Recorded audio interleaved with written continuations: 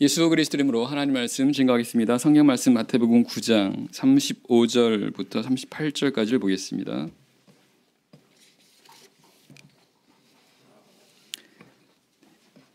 마태복음 9장 35절에서 38절 말씀.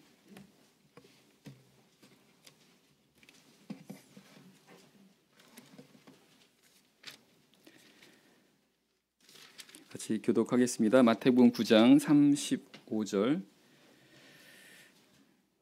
예수께서 모든 성과 촌에 두루 다니사 저희 회당에서 가르치시며 천국 복음을 전파하시며 모든 병과 모든 약한 것을 고치시니라.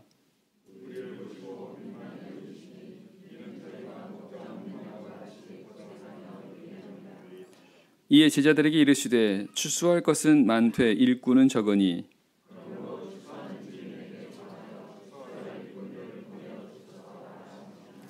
아멘. 식사들 맛있게 하셨죠?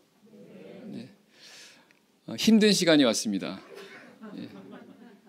우리 그래서 같이 힘을 내시자는 의미에서 서로 옆에 분들하고 인사하겠습니다. 할렐루야 힘냅시다 라고 인사하겠습니다. 할렐루야 힘냅시다. 네.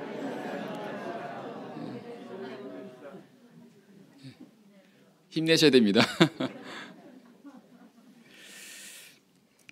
오늘 시간에는 목자 없는 양이라고 하는 제목으로 하나님 말씀 함께 나누도록 하겠습니다. 예, 감사합니다. 예. 제가 어디까지 했죠? 네, 오늘 시간 제목이 목자 없는 양이라고 말씀을 드렸습니다. 오늘 말씀해 보니까 예수님께서 많은 병자들을 고치시고 또 연약한 자들을 고치시고 또한 그들에게 많은 하나님의 말씀을 전하시는 내용이 나옵니다. 성경은 많은 무리들이 예수님께 나왔다라고 되어 있습니다. 예수님께 나와서 병도 고치고 약한 것도 고치고 하나님의 말씀도 들으면서 있었던 거죠. 근데 성경은 이렇게 예수님에게 나온 그런 많은 자들을 예수님께서 보시기에 그 많은 사람들을 보시고 목자 없는 양 같다라고 말씀하고 있습니다. 오늘 이 시간에 바로 이 목자 없는 양이라고 말씀하셨던 이 부분을 통해서 함께 의미를 생각하고 은혜를 나누려고 합니다. 예수님 말씀하셨던 이 목자 없는 양이라고 하는 이 말씀 통해서 우리는 무엇보다 목자 없는 양과 같은 사람들이 있다. 아니 목자 없는 양과 같은 삶을 살아가는 사람들이 있다라는 것을 알게 됩니다. 바로 주님이 없는 사람들이죠. 주님이 함께하지 않는 그런 인생을 살아가는 사람들은 주님 보시기에 바로 목자 없는 양처럼 보이신다라는 겁니다. 왜 그럴까요? 예수님께서 지금 이렇게 당신에게 나온 이런 사람들을 보시고 성경은 민망히 여기셨다라고 말씀합니다. 민망히 여겼다라고 하는 것은 불쌍히 여겼다라는 뜻입니다. 왜 불쌍할까요? 말 그대로 목자 없는 양과 같기 때문에 그렇습니다. 그래서 우리는 이 목자 없는 양이라고 하는 것이 왜 불쌍한 것인가, 또 예수님께서 왜 그런 말씀하셨는지를 생각해 볼 수 있습니다. 사실 성경은 이 사람의 인생을 이렇게 양으로 비유하는 그런 말씀이 많이 있습니다. 그것은 이 양과 같은 특성을 우리 사람들이 갖고 있다는 거죠. 그렇다면 이 목자 없는 양이라고 하는 이 모습을 통해서 주님 없는 그런 인생의 모습이 이와 똑같고 그런 모습이 결국은 불쌍한 어떤 그런 모습이다라는 것을 알게 되는 거죠. 우리는 이 양이라고 하는 이 동물에 대해서 많이 들어왔습니다. 이 동물은요, 특성들이 있는데 그런 특성이 우리 사람의 어떤 살아가는 특성과 너무 흡사한 부분이 많다라는 겁니다. 하나는 무엇이게요? 양은 시력이 약하대요. 멀리 보지 못한다는 겁니다. 멀리 봐야 이 양이 먹어야 되는 그런 풀 이런 것들을 찾아서 그런 자신의 피로를 채울 수가 있는데 이 양이 이렇게 시력이 좋지 못하다 보니까 멀리 보지 못하다 보니까 혼자서는 그렇게 자기의 먹을 것을 잘 찾지 못한다라는 거예요.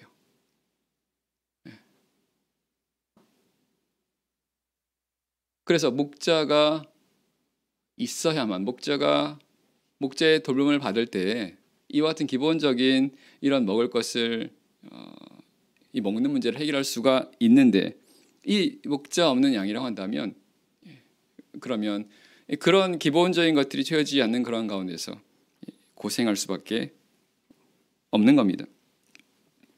우리 양을 생각할 때 양은 굉장히 깨끗한 동물이라고 생각합니다.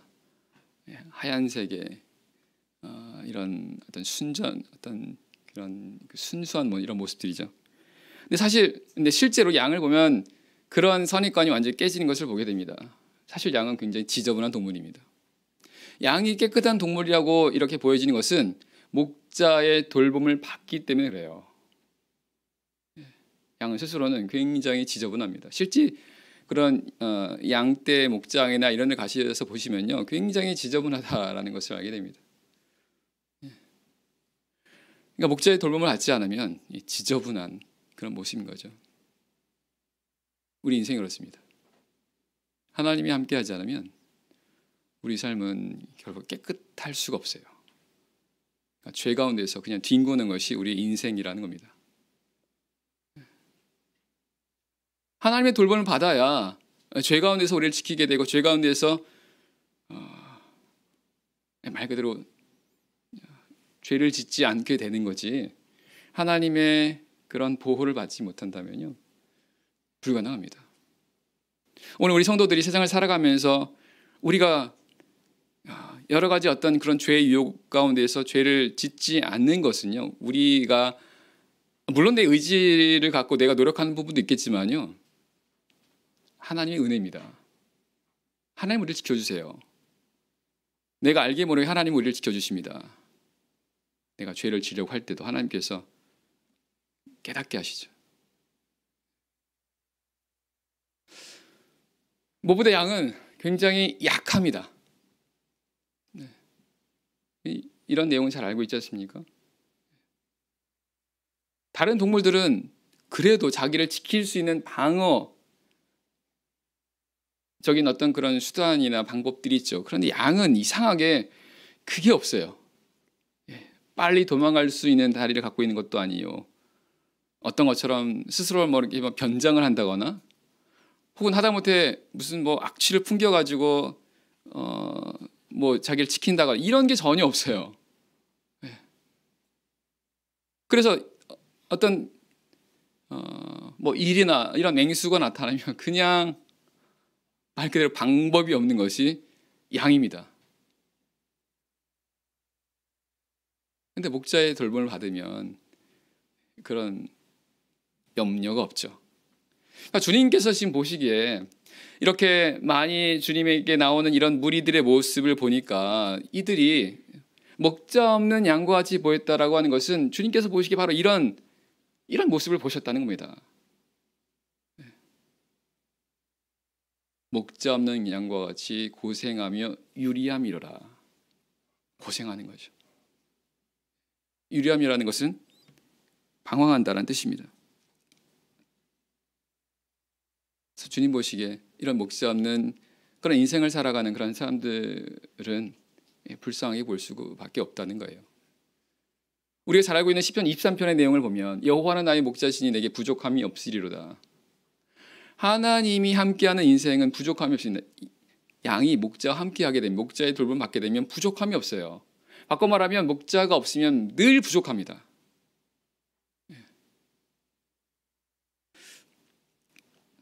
만족이 안 돼요.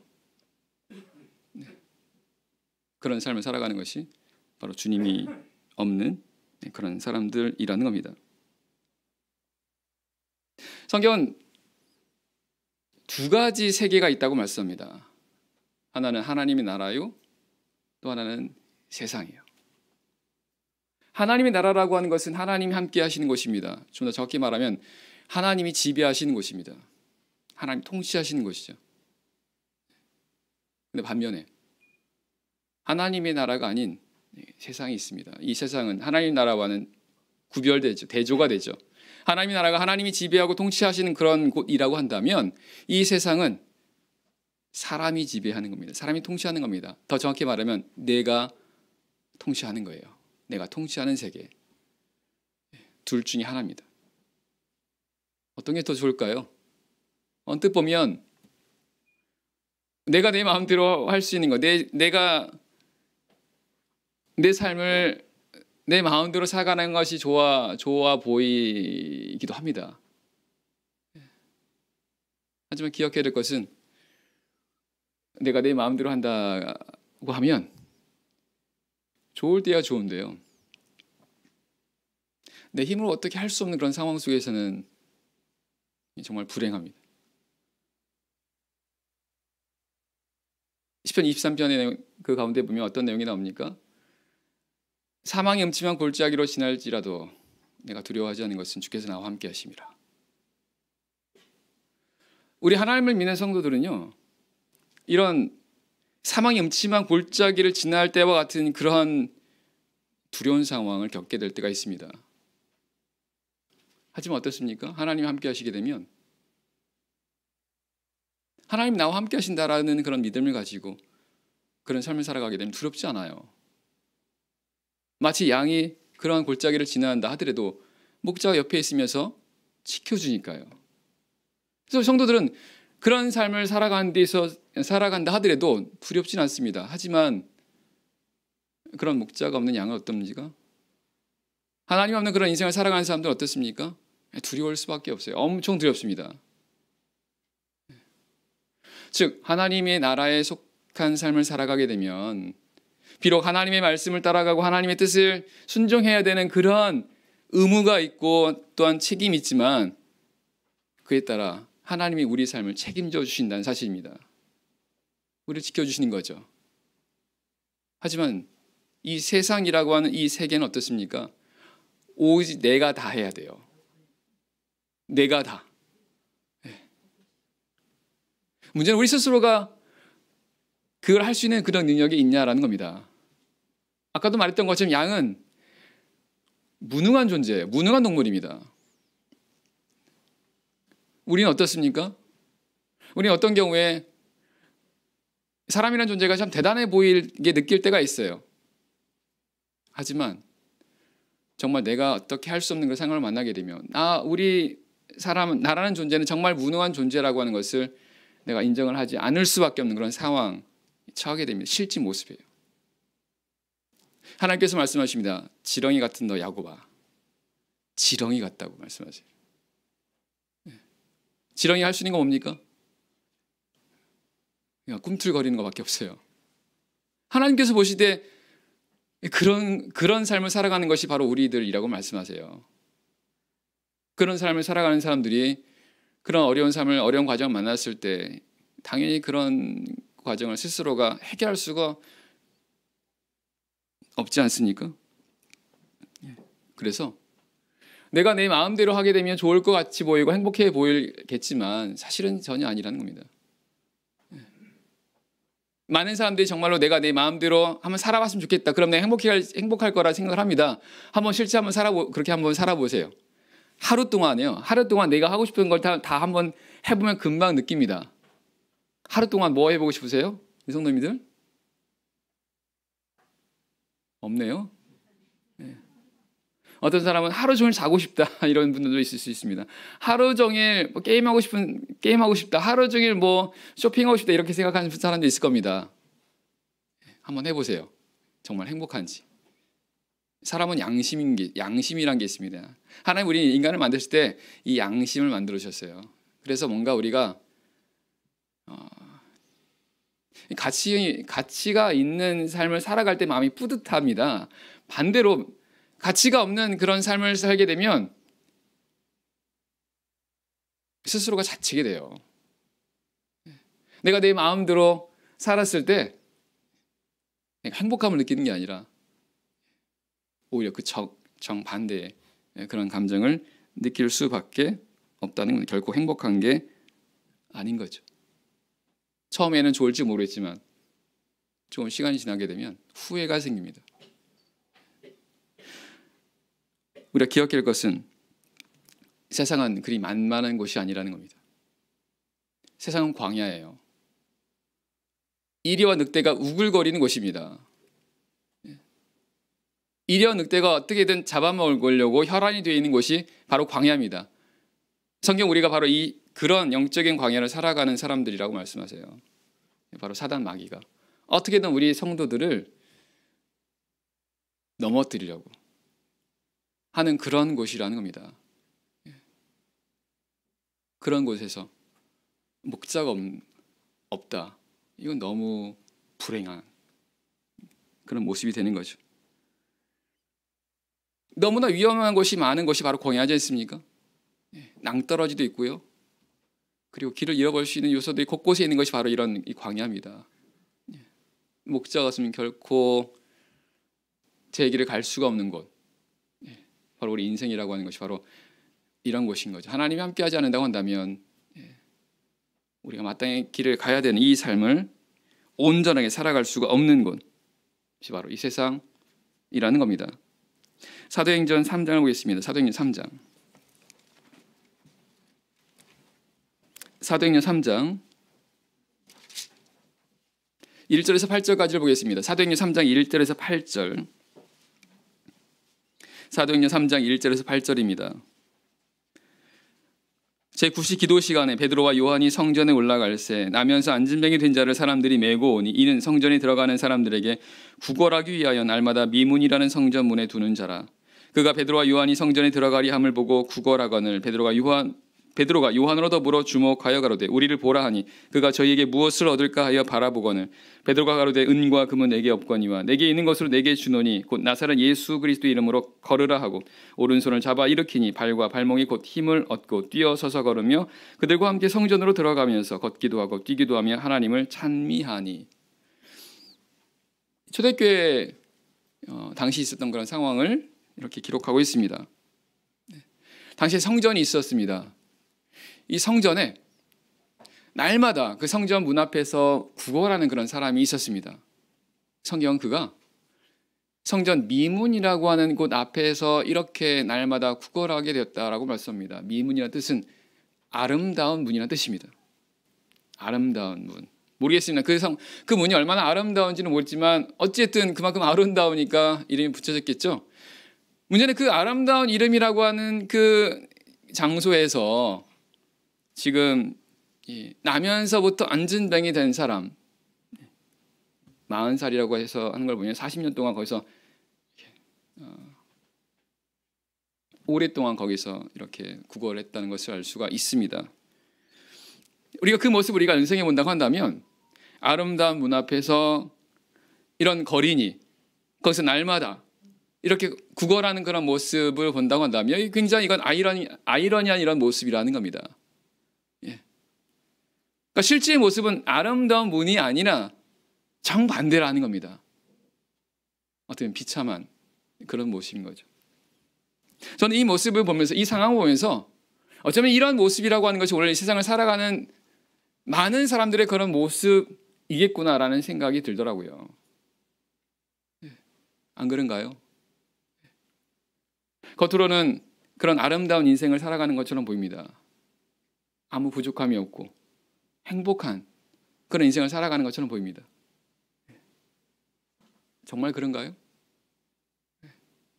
아니에요. 왜냐하면 하나님이 없는 인생은 결코 행복할 수가 없습니다. 그 누가 됐든지 간에.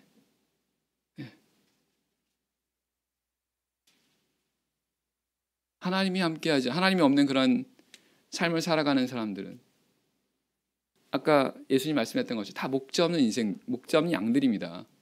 다 고생하고 유리하는 그런 불쌍한 그런 사람들인 거죠. 표면적으로 봤을 때, 겉으로 봤을 때라는 겁니다.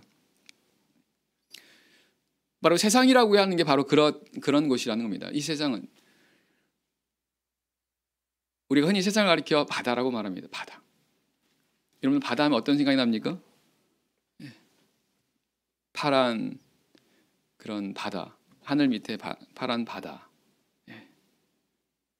그 옆에 카페에서 차 한잔 마시면서 바다를 바라보는 이런 낭만적인 모습을 우리가 생각할 수 있습니다. 하지만 바다에 사는 사람들은 바다는 결코 그런 곳이 아닙니다. 바다는 그렇게 생각하는 것처럼 낭만적인 것이 아니라는 거예요. 바다는 끊임없이 물결이 일어납니다. 끊임없습니다. 계속 물결이 오게 되죠. 그런 것처럼 우리 삶 속에는 끊임없이 뭐가 있습니까? 염려와 걱정과 근심이 있어요. 끊임없습니다. 어떤 경우는 염려가 없으면 어떤 생각이 듭니까? 아직 닥쳐오지도 않을 그런 염려 때문에, 어떤 문제 때문에 그게 염려하는 경우도 있어요. 지금 삶이 형통한데 이게 깨지면 어떡하지? 라는 그런 또 그런 걱정들. 어떤 경우는 이 작은 물결이 큰 물결로 바뀔 때가 있습니다. 이게 뭡니까? 우리가 살아가면서 겪게 되는 여러 가지 어려운 상황들이에요. 이게 바다입니다. 근데 우리 삶이 바로 그렇다는 겁니다. 끊임없이 염려와 걱정과 근심이 일어나게 되고요. 그리고 어떤 경우는 생각하지 못하게 집채만한 그런 파도가 덮치면서 우리 인생이 그야말로 굉장히 위험해지고 그리고 고통을 당하게 되는 바로 그런 삶을 살아가는 것이 우리 세상의 그런 모습이라는 겁니다. 그래서 성경이 세상의 실체에 대해서 이것이 결코 아름다운 곳이라고 말하지 않습니다.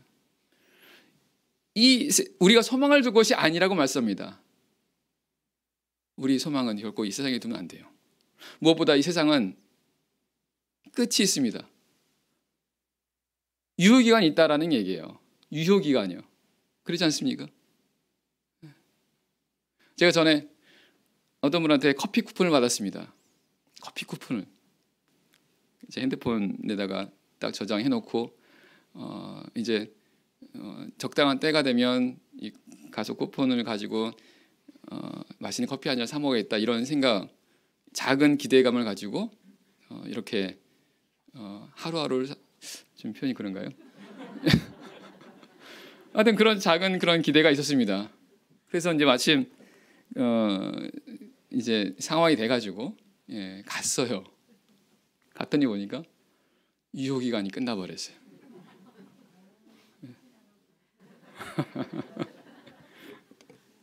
어찌나 삶이 허무하든지 겨우 쿠폰 한 장 유효기간이 끝났다고 했을 때 우리가 이제 그런 것을 느끼는데요. 사실은 세상이 그렇다는 거예요. 세상이요. 세상엔 유효기간이 있습니다.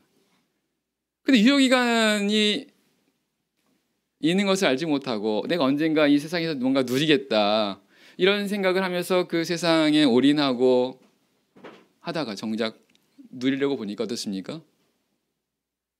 이 세상의 삶이 끝이 나는 거죠. 내가 먼저 삶이 끝나는 경우도 있고 성경은 이 세상의 삶이 분명히 마칠 때가 있다는 겁니다. 그러니까 이 세상에 우리가 소망을 둘 곳은 아니라는 거예요. 근데 오늘 성경은 이 미문 앞에 이렇게 앉은 맹이가 있었는데 그 성전을 지나가던 이 베드로와 요한이 이 앉은 맹이가 그들에게 구하죠. 뭘 구합니까? 동전 면입이라도 구하는 마음으로 이 베드로와 요한을 바라봤어요. 베드로와 요한이 어떻게 합니까? 내게 은과 금은 없거니와 내게 있는 것으로 내게 주노니 곧 나사렛 예수 그리스도 이름으로 걸으라 라고 하니까 어떻습니까? 발과 발목이 곧 힘을 얻고 일어나 걷게 되었어요. 성경은 그가 발과 발목이 힘을 얻었다라고 말씀하고 있습니다. 이 앉은 맹이가 미문이라는 성전 문 앞에서 이렇게 구걸했던 이유가 무엇입니까? 못 걸어서 그런 거잖아요. 그럼 이 사람 왜 못 걸었습니까? 안 걷고 싶었던가요? 아니요. 그는 걷고 싶었을 겁니다. 문제는 걸을 만한 힘이 그에게는 없었던 거예요. 오늘의 세상을 살아가는 사람들이 왜 불행한 삶을 살아갑니까? 그런 불행한 삶을 원해서 그렇습니까? 아니요. 모든 사람이 다 행복한 삶을 살아가기를 원합니다. 문제는 그런 삶을 살기 위한 힘이 없어요. 힘이 없습니다. 예전에 행복전도사라고 했던 한 사람이 있었습니다. 이분은 뭐 아침마당이나 뭐 이런 TV에 나와서 늘 행복에 대해서 이렇게 전했던 사람, 그래서 행복전도사라는 별명을 갖게 되지 않습니까? 근데 그 사람 얘기는 그렇습니다. 우리 삶 속에 많은 어려움과 힘든 일이 분명 온다. 그런데 그런 것을 우리가 그 고난을 잘 이기면 그러면 그것이 우리 인생을 더욱더 성장하고 성숙하는 그런 계기가 된다. 그러니까 그 인생을 그런 어려움이 왔을 때 잘 참으면 된다. 희망을 생각하고 그 뒤에 넘어 있는 희망을 생각하고 잘 참으면 된다. 라고 하면서 많은 사람들에게 희망을 주었던 그런 사람이었습니다. 나중에 어떻게 됐습니까? 자살했어요. 왜요? 지병이 있었거든요. 이분이. 무엇을 알 수 있습니까? 몰라서 그런 게 아니에요. 힘이 없는 겁니다. 그럴 만한 힘이 없어요. 세상의 모든 사람들은 바로 그와 같은 그런 사람들입니다. 하나님 보시기에 너무나 연약한 사람들이에요. 그래서 원하지 않는 그런 삶을 살아가는 겁니다. 원하지 않는 그런 불행한 삶을 살아가는 사람들인 거죠. 근데 오늘 본문의 말씀에 이 안진뱅이가 예수 그리스도를 통해서 힘을 얻게 되었다라고 하는 것은 바로 그와 같은 연약한 사람들이 예수 그리스도를 통해서 힘을 얻게 된다는 뜻이에요. 예. 복된 삶을 살아갈 수 있는 그런 힘을 얻게 된다는 겁니다. 에스겔 37장의 말씀 보면 하나님께서 에스겔 선지자에게 보여주신 환상이 있죠. 이 골짜기에 마른 뼈들이 수북합니다. 마른 뼈들이에요. 그 왜 마른 뼈들입니까? 당시에 무능한 이스라엘 백성들을 가리켜서 하나님께서 그렇게 보여주신 거예요. 왜? 나라를 잃어버리고 이방 나라에 가서 종로를 타고 노예 생활하는 그들에게 있어서 당시 그들에게는 아무런 소망이 없었던 그런 사람들입니다. 살아는 있긴 있지만 아무것도 할 수 없는 그런 무능한 처지에 있었던 그 이스라엘 백성을 가리키는 겁니다. 근데 어떻습니까? 그런 마른 뼈에 하나님께서 생기를 불어넣으세요. 그랬더니 그 마른 뼈들이 살아서 일어납니다. 성경은 그들이 살아서 일어나는데 지극히 큰 군대가 되었다라고 말씀합니다. 무능한 그런 인생이 하나님을 통해서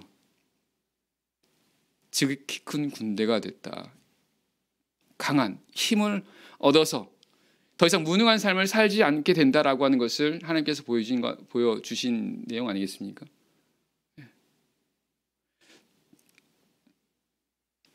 이 사람은 이제 40년간 살았던 이 삶을 청산하게 돼요. 이제 이 사람에게는 비로소 소망이라고 하는 것이 생겼습니다. 그동안 이 사람의 삶은 그냥 하루하루 동전 몇 푼 구걸해서 그냥 하루 먹고 사는 것, 이 사람이 바랬던 그런 삶이었습니다. 근데 어떻습니까? 이 사람이 이제 걸을 수 있게 됐어요. 이제 더 이상 성전 문 앞에서 구걸하지 않아도 되는 그런 삶을 이제 살아가게 됐습니까? 이 사람이 너무나 기뻐서 걸어보기도 하고 뛰기도 하고 성전에 들어가서 하나님을 찬미하는 그런 어떤 이런 모습들, 결국 주님을 통해서 새로운 삶을, 복된 삶을 살아가게 될 것이다 라고 하는 그런 교훈을 주시고 있는 그런 말씀이 되는 거죠. 결국 오늘 우리 사람들이 주님이 함께하는 그런 삶을 살아야 된다라고 하는 그런 결론을 이제 얻게 하는 겁니다. 감사한 것은 오늘 우리 저와 여러분들은 하나님이 우리 안에 함께하는 그런 인생을 살아가지 않습니까? 사실은 우린 더 이상 바랄 것이 없는 사람들이기도 해요. 왜 가장 큰 것을 가졌으니까. 비록 우리에게 은과 금은 없지만 우리에게는 모든 것을 가지고 계신 하나님 예수 그리스도가 우리 안에 있지 않습니까? 내가 당장에는 힘들고 어렵고 혹은 병들었을지라도 모든 것을 가진 그 주님께서 우리 안에 함께 한다고 하시면 사실은 더 이상 바랄 게 없는 사람들이에요. 성경은 말씀합니다. 자랑하는 자는 주 안에서 자랑하라고요. 세상 사람들이 자랑하는 것 결코 자랑할 거리가 안 되지 않습니까?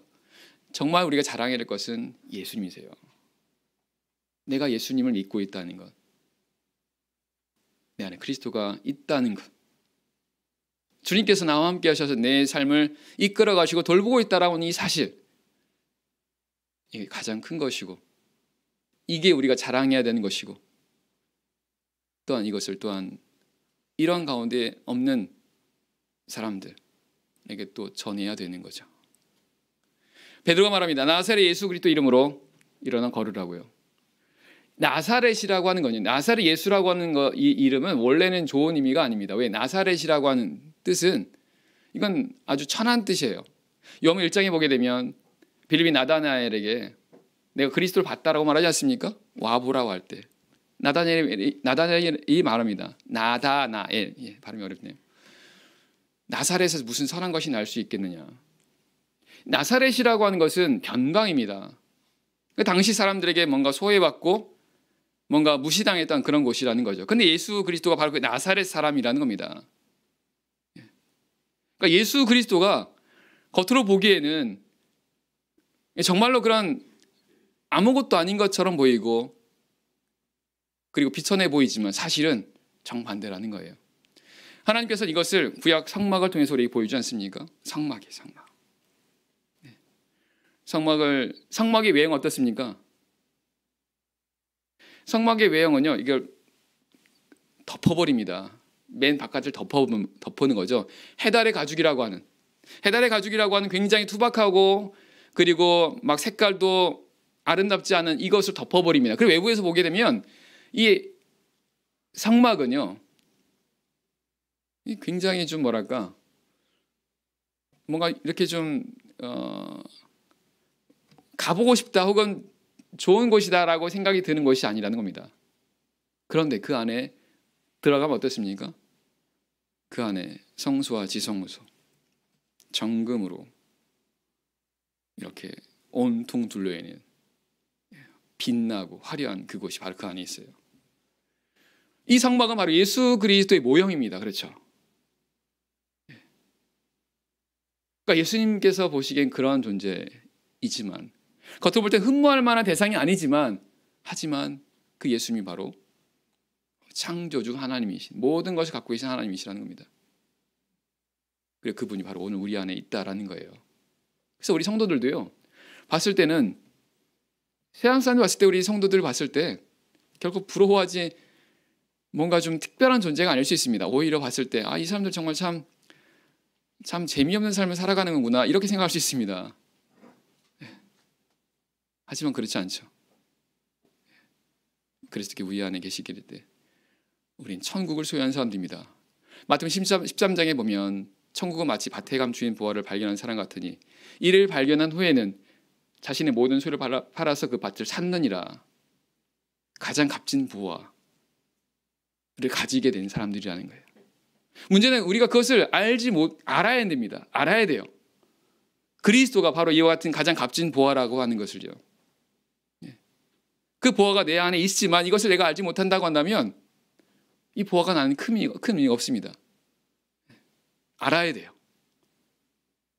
또 어떤 경우는 그런 보화를 갖고 있으면서 전혀 이런 보화를 누리지 못하고 혹은 이 은혜 밖에 있는 그런 사람들도 있죠. 그렇게 되지 않도록 해야 됩니다. 우리는 그리스도가 함께하는 예수님이 우리의 삶 속에 함께하는 그런 삶을 살아가도록 해야 됩니다. 그러면 그렇게 하면 어떻게 될까요? 먼저는 주님의 음성을 들어야 됩니다.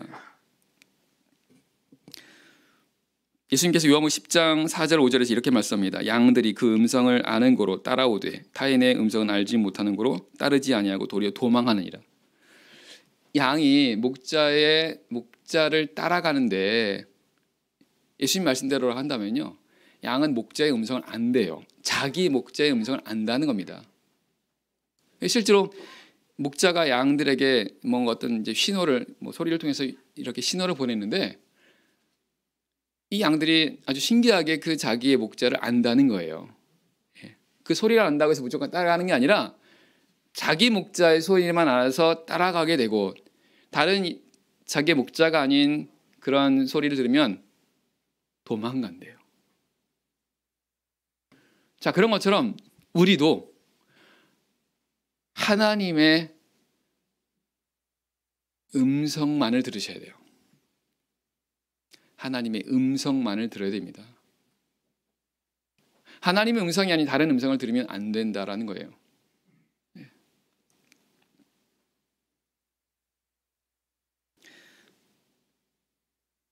민수기 10장을 볼까요? 민수기 10장 1절입니다.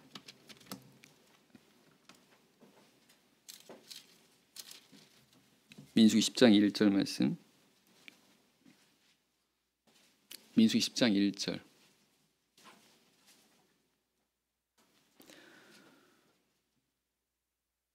민수기 10장 1절입니다. 여호와께서 모세에게 일러 가라사대 은 나팔 둘을 만들되 쳐서 만들어서 그것으로 회중을 소집하여 진행케 할 것이라. 두 나팔을 불 때에는 온 회중이 회망문 앞에 모여서 내게로 나아올 것이요 하나만 불 때에는 이스라엘 천부장된 족장들이 모여서 내게로 나아올 것이며 너희가 그것을 울려 불 때에는 동편 진들이 진행할 것이고 제2차로 울려 불 때에는, 여기까지 읽겠습니다.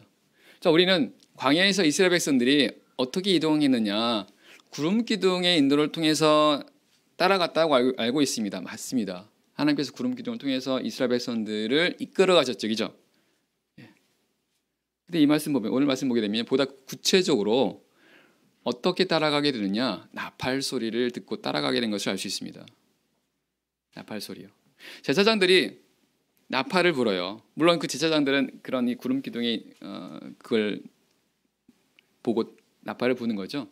근데 이 제사장들이 나팔을 부는 데 있어서 나팔의 소리의 횟수와 그 길이가 다르다라는 겁니다.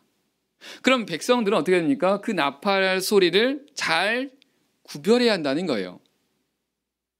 이게 모이라고 하는 건지, 이게 멈추라고 하는 건지, 이게 진행하라고 하는 건지, 이걸 나팔 소리를 듣고 분별해야 한다는 뜻입니다. 그러면 그 나팔 소리를 잘 이렇게 들어야겠죠, 그죠? 그래야 잘 따라갈 수 있으니까. 그런 것처럼 오늘 우리 성도들도요, 우리가 하나님의 음성은 오늘날 하나님께서 우리에게 어떻게 말씀하십니까? 직접 나타나셔서 이렇게 하라 이렇게 하라 말씀하지 않습니다. 하나님은 말씀 가지고 우리에게 말씀하세요. 우리에게 주어진 말씀. 이런 예배 시간을 통해서 선포되어지는 그런 말씀, 내가 읽는 하나님 말씀, 혹은 다른 사람의 권면을 통해서 주어지는 그런 말씀들, 이런 말씀들을 통해서 우리에게 말씀하십니다. 문제는 그 말씀을 듣고 잘 분별해야 돼요. 하나님이 내게 지금 어떻게 하라고 하시는지를 알아야 한다는 뜻입니다. 분명한 것은 하나님께서 오늘날 계속해서 우리에게 말씀하세요. 근데 그렇게 하려면 내가 깨어 있어야 됩니다. 자고 있으면요, 안 들려요. 제가 예전에 시골에서 목회할 때 총회에서 회의가 끝나고 나서 이제 기차를 타고 가는데요. 근데 제가 원래 내려야 되는 그 임실 오수역에서 내리지 못하고 더 거쳐갔습니다. 나중에 알고 보니까 나중에 아니군요. 제가 잠이 들었어요. 잠이 들었는데 제가 나중에 기차 안에서 잠이 깨서 보니까 계속 거기서 스피커에서 소리가 나오더라고요. 지금 다음 역은 무슨 역입니다. 내실 분은 그런 거 있지 않습니까? 계속 그런 멘트가 나오더라고요. 그럼 제가 왜 못 들었을까? 생각해보니까 자고 있었어요. 우리 성도들이요, 영적으로 자고 있으면 하나님이 아무리 말씀해도 안 들려요. 들릴 수가 없습니다. 그래서 예수님 뭐라고 말씀하십니까? 깨어 있으라고 말씀하세요. 영적으로 깨어 있으라는 겁니다. 하나님의 말씀 창념하고 기도에 힘쓰는 그런 삶을 통해서 깨어 있으라는 겁니다. 그래야 하나님의 음성이 들린다는 거죠. 그리고 주님과 함께 하려면 주님을 따라가셔야 돼요. 주님이 가신 길을 가야 됩니다. 이게 당연하지 않습니까? 주님이 가신 길을 가셔야 돼요. 주님이 가신 길, 주님이 원하시는 그런 길입니다. 누구든지 나를 따라오려거든 자기를 부인하고 자기 십자가를 지고 나를 따라오라고 예수님 말씀하십니다. 우리 예수님을 따라가려고 한다면 나를 부인하고 십자가를 지는 삶을 우리가 하면서 지면서 따라가게 됩니다. 물론 이렇게 살아가는 것이 쉬운 일은 아니죠. 하지만 이 삶을 살아가게 되면 몸은 힘들지만요, 우리 마음 평안이 있습니다. 수고하고 무거운 짐진 자들 다 내게로 오라. 내가 너희를 쉬게 하리라. 나는 마음이 온유하고 겸손하니 내게 와서 내 멍에를 메고 내게 배우라. 내 멍에를 메고 배우라는 겁니다. 예수님의 멍에를 메고 예수님이 함께 해주셨던 그 길을 간다는 건 멍에를 맺는다는 거죠. 무겁죠. 근데 그렇게 될 때 예수님께서 우리에게 쉼을 주신다고 말씀하세요.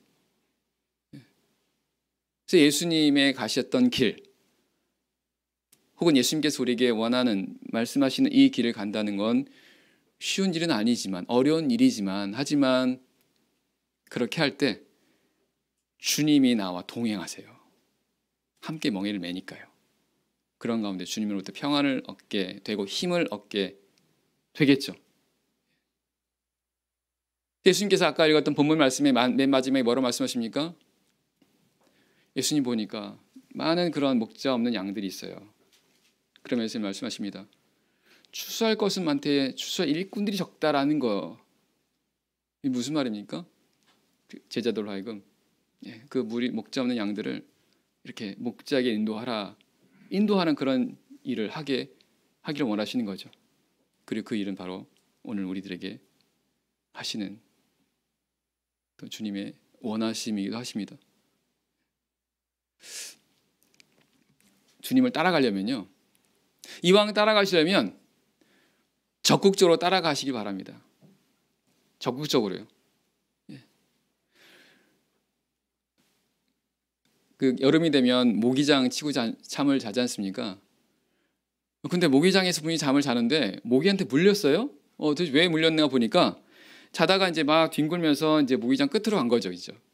그러니까 거기서 모기가 기다리고 있다가 이제 거기서 이제 노출된 부위를 이렇게 하는 거 아니겠습니까? 제가 그걸 통해서 큰 깨달음을 얻었습니다. 주님 안에 있으려면 가운데 쏙 들어가야겠다. 주님 안에 있다고 하면서 이렇게 밖에 경계 지역에 나오면 그러면 이렇게 되는구나. 우리가 주님을 따라가려고 한다면 적극적으로 열심을 다해서 따라가야 된다는 겁니다. 실제로 신명기 25장이 되면 이스라엘 백성들 가운데 뒤에 처진 자들을 아말렉이 쳤다라는 그런 말씀이지 않습니까? 따라는 가긴 하는데 뒤에 처지게 되죠. 사단이 이걸 안다라는 겁니다. 우리가 이왕 따라가려면 예수님과 가까이 가서 따라가시라는 겁니다. 그렇게 해야 내가 더욱더 안전하게 되고 더욱더 주님으로부터 더 사랑을 받는, 은혜를 받는 그런 삶이 되는 거겠죠. 바라옵기는 목자 없는 그런 인생의 삶을 결코 살아가지 않기를 원합니다. 이후에라도 혹 지금 내 삶 속에 주님이 함께하지 않는, 주님과 동행하는 그런 삶이 아니라고 한다면 빨리 돌이켜서 주님과 동행하는 그런 삶을 사시기를 원합니다. 이걸 위해서 서로 기도해 주시고 격려해 주시고 힘써 주시는 우리 강남교회 그리고 분당교회 되기를 예수님의 이름으로 축원드립니다. 묵도하겠습니다. 아멘.